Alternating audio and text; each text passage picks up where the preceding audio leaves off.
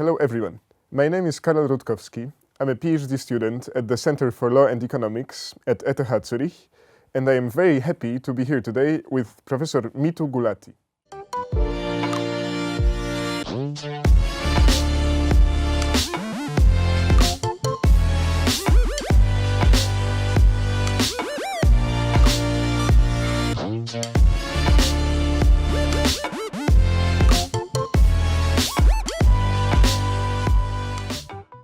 Mitu Gulati is the Warner Booker Distinguished Professor of International Law at the University of Virginia School of Law. His research explores sovereign debt contracts and restructuring, landmines in mergers and acquisitions, and leveraged loan contracts, and different roles that judges, lawyers, and law clerks play in the cases going to the US Supreme Court. He recently co-authored a book titled The Hazardous World of Contract, Lawyers and Their Landmines.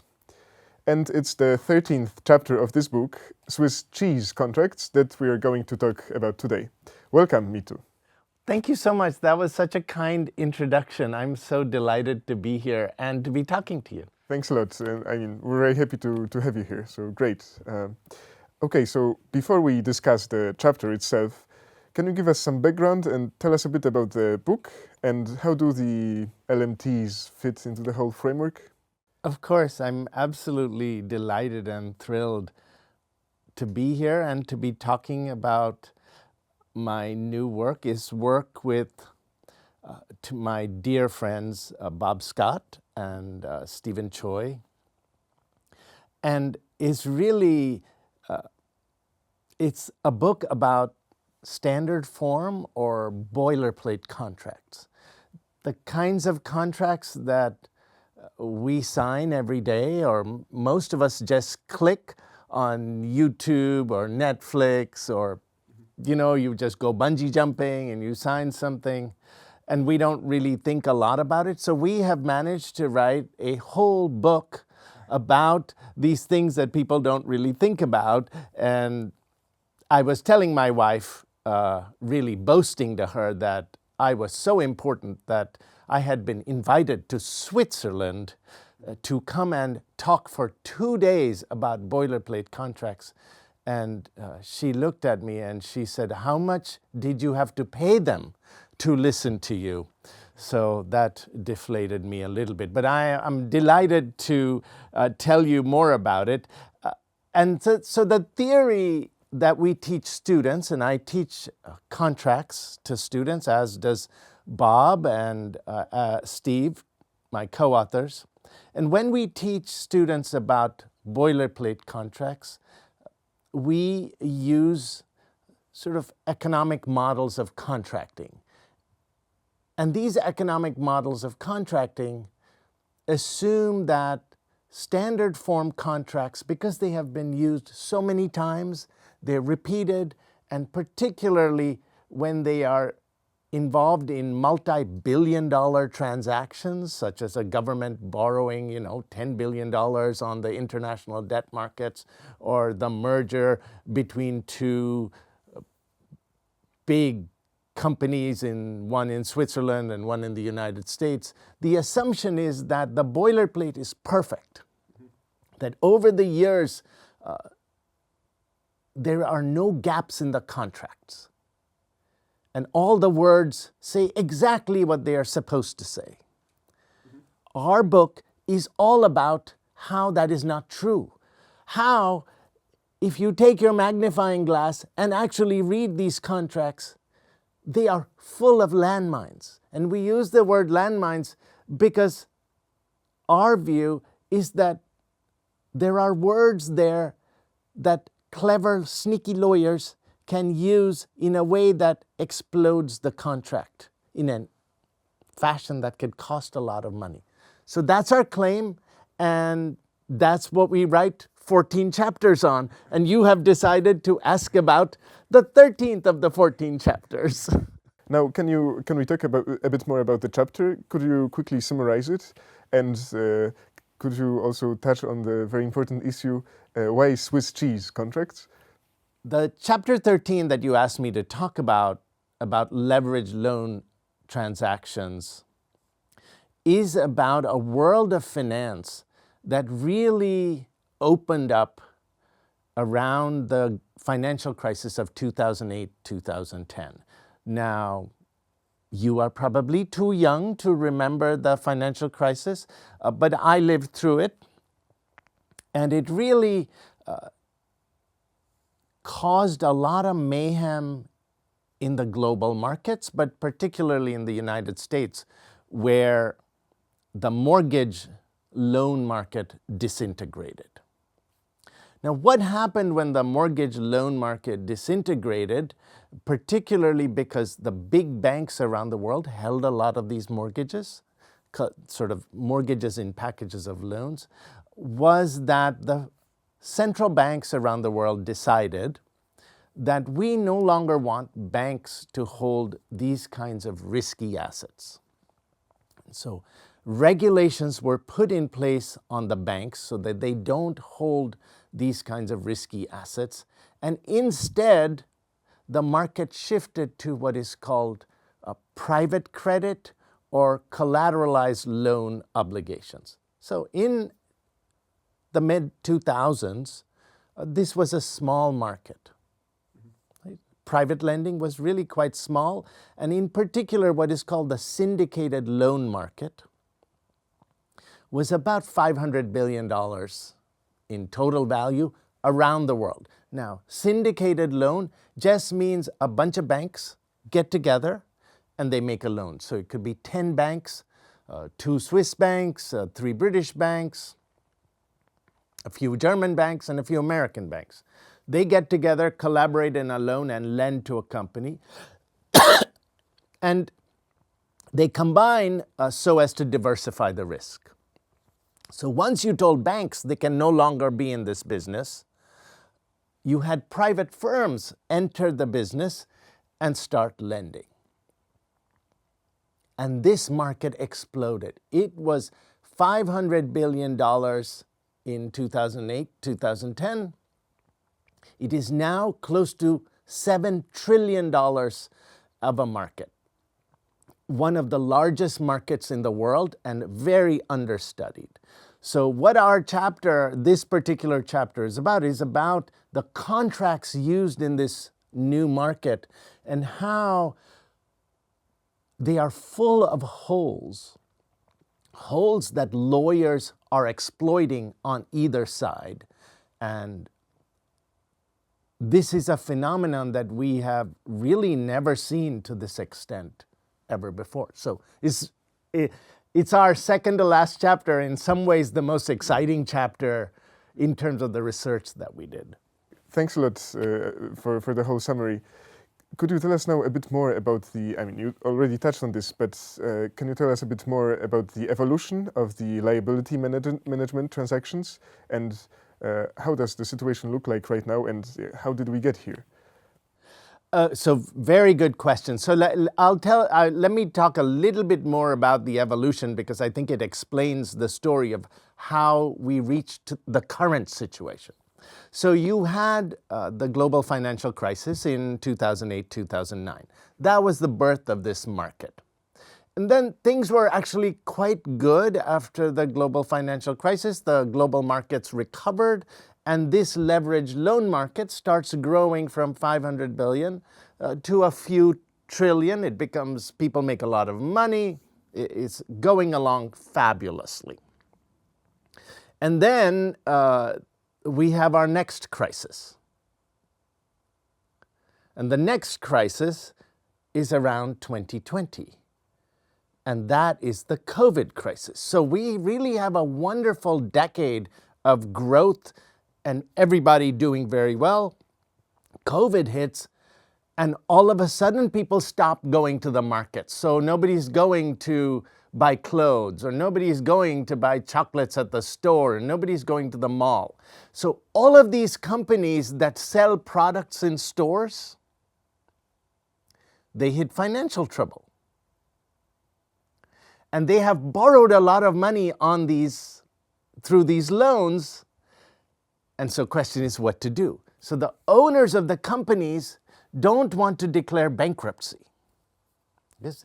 If you declare bankruptcy, the owners have to give away the company and the creditors take over the company.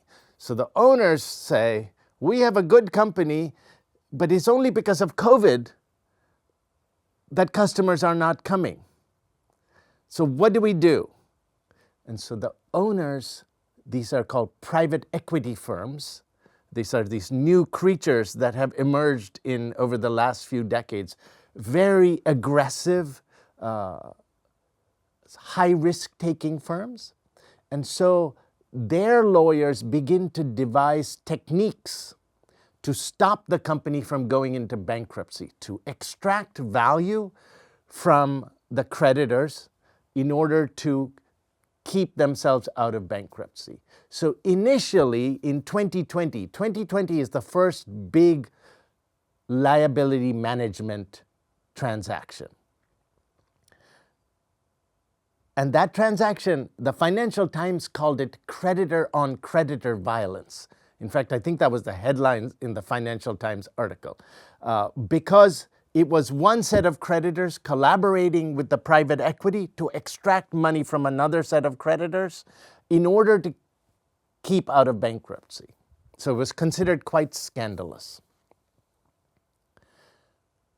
And now, liability management transactions was the polite word for creditor and creditor violence that people in the industry devised, in fact, their public relations officers devised, so that it seemed more gentle and positive.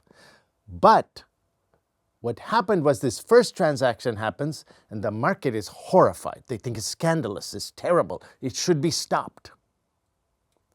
But instead of stopping, others start copying it. And so we went from 1 or 2 transactions in 2020 to 2025. There are hundreds of such transactions, maybe thousands of such transactions, although the data we don't know because many of the transactions are not public. And so one of the puzzles that fascinates us is instead of usually when you have a landmine that explodes in a contract, it gets fixed and you don't have any more for many years. In this market, you had one, and then you said more and more and more, and the entire industry of people searching for landmines developed. And that's what 2025, we have more landmines exploding in liability management than ever in history.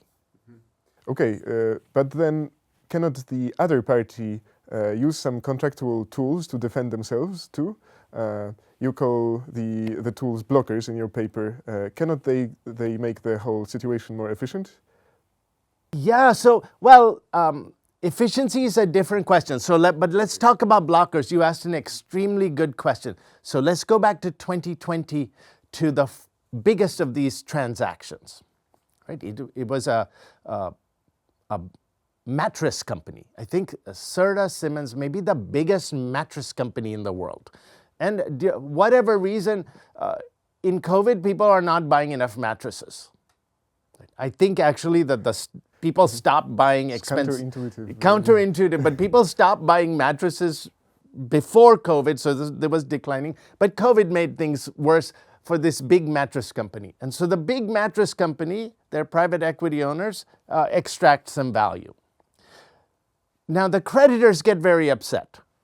Those who value was extracted from, their value of their debt dropped by a big amount, and they said, this is terrible. It's bad faith, it's cheating us. They sued in court. But also, they had their lawyers devise methods to stop this from happening in future transactions. And that's what economic theory would predict, is that if the creditors are unhappy, they will rewrite the contracts so that whatever loophole in the contract is blocked. That's why these things that they devised were called blockers. Now you would think, and this is what has happened historically, when you have a blocker, that type of transaction stops. But instead, the blockers, other lawyers came up with creative ways to get around the blockers.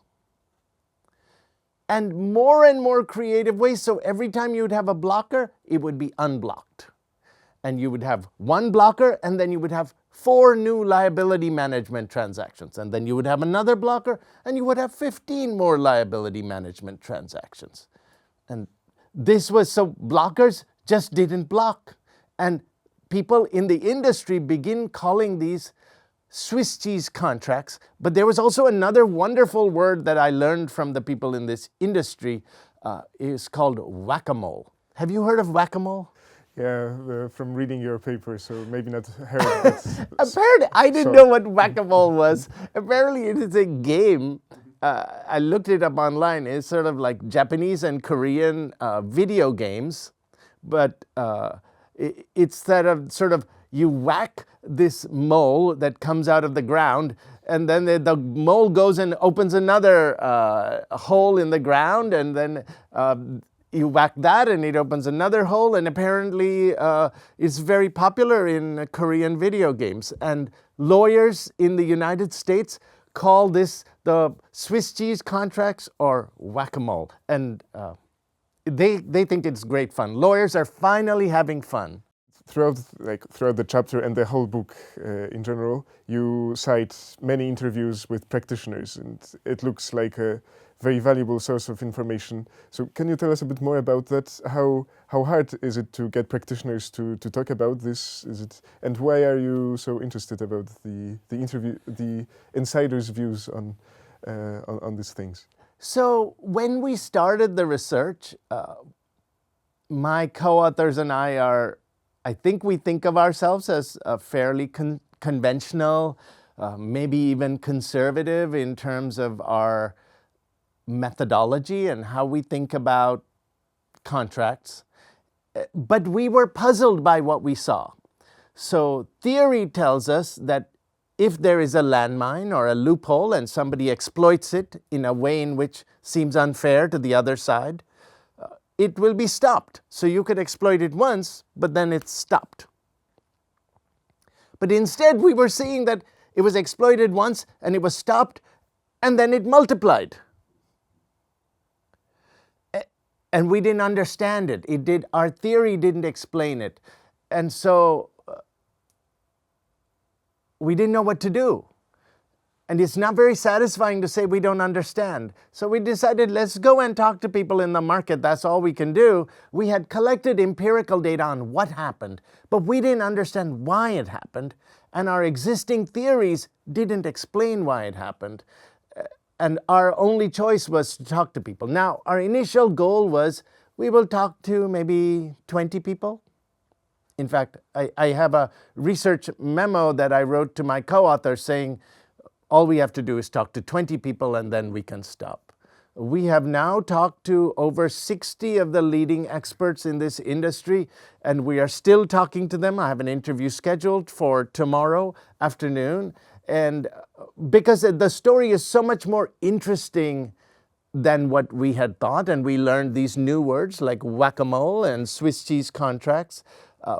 But in terms of bigger methodology in my field, particularly in the field of contracting and the economics of contracting, doing interviews and talking to people who are actually drafting these contracts is sort of considered low quality research, because what do the people who design the contracts really know about the contracts? And when you think about it, that's kind of a bizarre view to have, that we as academics know more than the people who actually do it. But it's a widely held view in academia, particularly in this world. But we have loved doing the interviews, and we try, in fact, in our book to represent what they told us their understanding of the market was, and then try to juxtapose it with our theory. Because they tell stories about why they do what they do, but we also tell stories about why we think they do what they do. And we try to let the reader see the stories and come up with some kind of answer. Okay, I mean, thanks a lot for sharing that with us. Maybe the last question, what can what are the policy implications? What can the policymakers learn from that? Is there any place for reform here? This is a very difficult question, and the question also is like, what kind of reform should we think about? From a social welfare point of view, you can ask the question of whether it's good to have a world in which lawyers are spending a lot of time searching in contracts for ways to exploit the other side. So is it good to have lawyers on one side looking for loopholes and lawyers on the other side looking to block the loopholes? Very simplistically, these are multi-billion-dollar transactions, so it means lawyers are earning millions and millions of dollars. And if you translate that, it means the cost of your mattress, since we were talking about a mattress company, is higher because you have to pay all these lawyers. You ask yourself the question, is it a good world in which my mattress costs 20 francs more because the lawyers are extracting that value? I think it's fairly simple to think that is a bad world. The lawyers are eating what we would call rents from everybody else, and everybody would be happy if the lawyers earned less. Except me, because I am a law professor, so I am happy when my students are making more money, then I get paid more.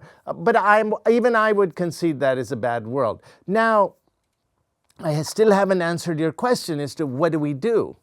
And there have been many cases where the lawyers on one side who have been exploited have sued the other side saying you exploited the contract in a bad way.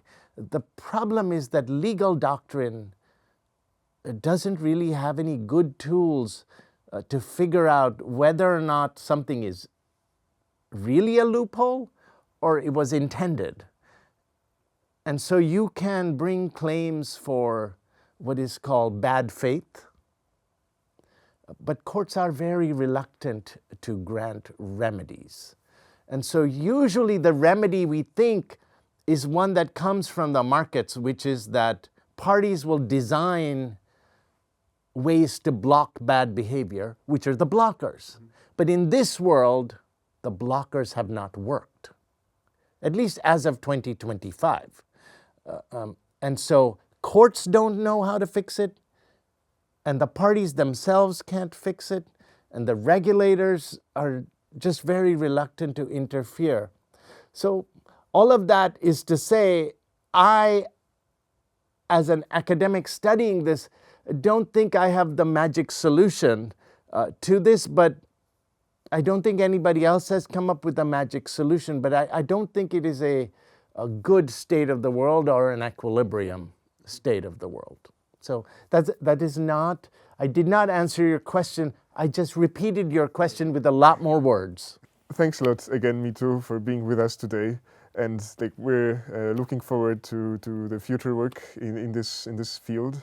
And to our vlog listeners, thanks a lot for being with us again, and hopefully see you again next time.